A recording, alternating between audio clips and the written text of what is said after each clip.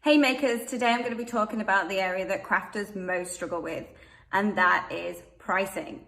So many of us undervalue our work, and we definitely don't take the time to price our products properly. Today I'm going to talk you through how to price your creations, but first, don't forget to like this video, subscribe to my channel, and hit that little bell so you're notified when I release new videos.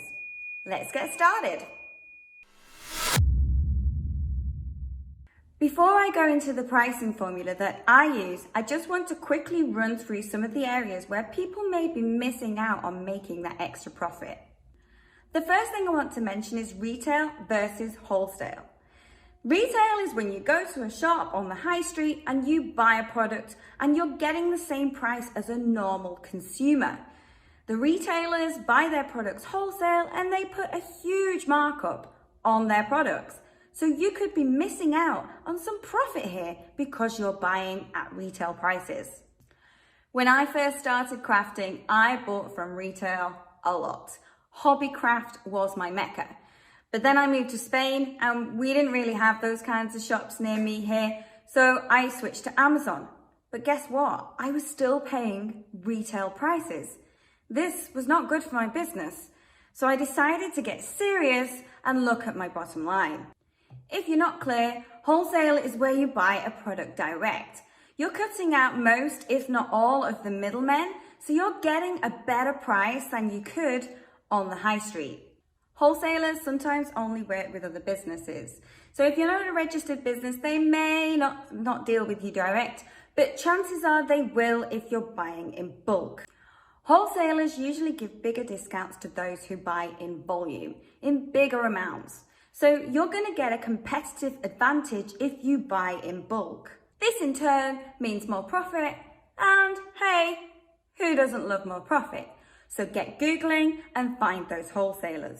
You could also ask other crafters in your areas or maybe some Facebook groups that you're on who the best wholesale suppliers are. But do not be offended if they don't want to tell you. These people have probably spent a lot of time looking for the right supplier, looking for the greatest wholesalers, and may not want to share the information that's going to give away their competitive advantage. But I will say this, it is not a secret club. If you do some research of your own on the internet, you will find these wholesalers. The second area I want to talk about is how you value what you're producing. I know that a lot of crafters have this real serious self-doubt in them and they have, imposter syndrome. They feel like what they're making isn't good enough. I want to tell you, this is wrong. You have a skill. You are able to do something that not everybody can do. You need to value your work. I have to admit though, I'm exactly the same as you.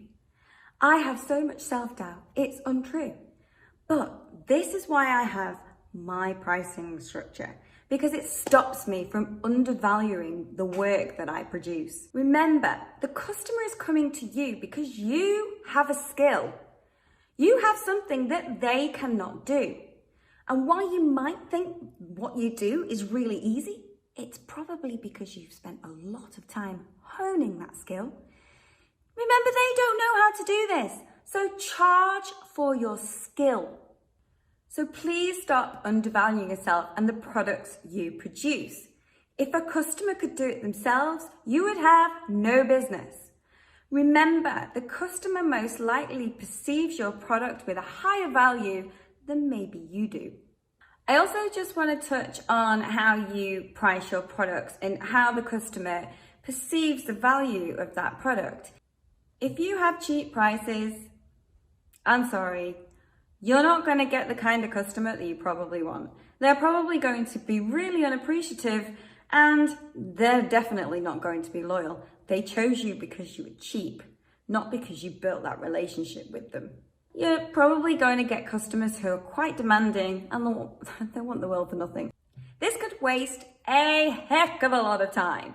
You could be taken away from what you really want to be doing, which is making stuff and having to deal with this type of customer. So this is another reason why it's really, really important to value your work properly. Honestly, do not be worried about any competitors that are seriously undercutting you. Want to know why? Because they're not making any money. And they probably won't be here in 6 months, maybe a year. So really don't look at what other people are doing and why they're so undercutting you. They are not going to be in business for much longer. Stay in your lane, niche down to a specific product if you can, and just concentrate on your costs, your material costs, and making sure that you're making profit. With all that out of the way, let's get down to the nitty-gritty of the pricing formula that I use. Just want to point out that this is not a hard and fast rule. You're going to do this calculation and then you're going to look at whether it works for the market that you're in. What you need to be doing is finding that sweet spot of not being too expensive and not being too cheap. It's different for everybody, but this pricing guide is a good place to start. Here's the formula that I use to get started. I'm going to be talking in pounds sterling, but this is the same for any currency that you're in, whether it be dollars or euros. It's exactly the same formula, but you just adjust it to your local currency. Let's get started. So first of all, we're going to take our materials cost. That's everything that you need to make the product. And then we're going to add on our time. This is something that everybody always forgets. You need to be paid for the time you spend making the product. We're going to add that up and then we're going to times that by 3. Now, sometimes you can times it by 4. It depends on the product and it depends on your market. So 3 is the rough guide. This is for retail. 3 is the rough guide, but you know, you could bump it up to 4 if you feel like your market can take that kind of stress on it. So let's say the cost of the materials is £10 and it took us an hour to make, and we pay ourselves an hourly rate of £15. The cost of this item to make is £25. We're going to times that £25 and it's going to come out to £75. That's our retail cost. But I want to break down what you're actually earning from that. You're not just earning that £15 that you paid yourself for actually making it.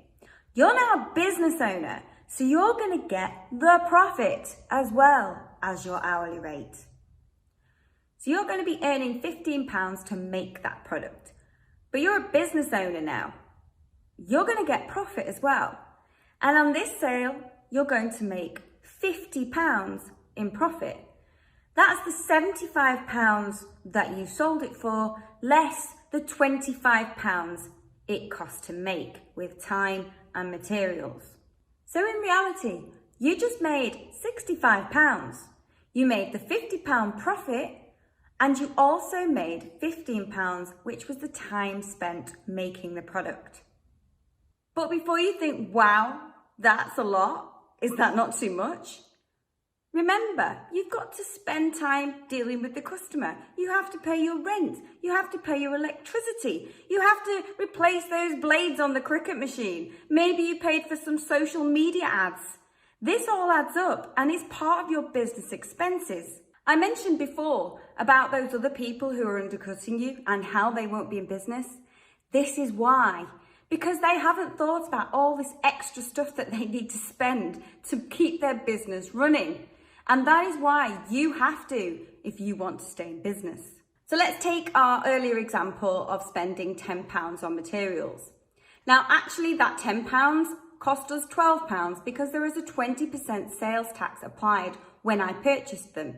The wholesaler was selling the materials for £10 net and they added sales tax of 20% on top. So the sales tax for the materials was £2. This is ignored in the pricing calculation. Then, when you sell your product for £75, you're going to also add a 20% sales tax, VAT, EVA, on top of that purchase price. So it's actually going to be sold for £90. Now that extra £15 is not your money. Again, it belongs to the government. When you do come round to declaring your VAT or your sales tax or your EVA to the government, you're going to take the £15 that you collected from your customer and you're going to deduct the £2 that you paid out to the wholesaler. So the total owed to the government is £13. Please make sure you speak to an accountant in your area about the rules on sales tax, EVA, VAT. It may be different where you live. I have experience of VAT in the UK. I also have experience of EVA in Spain, which is where I live and run my business. But it may be different in your area. So please seek professional advice for how to best deal with the sales tax issue and make sure that you're not getting in trouble with your local government. I hope this video has given you some confidence in how to properly price your products. And if you would like to see more videos that I'm going to be doing on how to get down in the nitty-gritty of running a craft business and understanding the finances and all that other stuff you need, then please do like this video and subscribe to my channel. Subscribing to my channel will tell YouTube that you found this video useful, and in turn they will show it to more people who may also find it useful. So it's super important, if you did get some value from this video, to subscribe and like the video. Thanks for watching. Happy crafting, and price those products properly.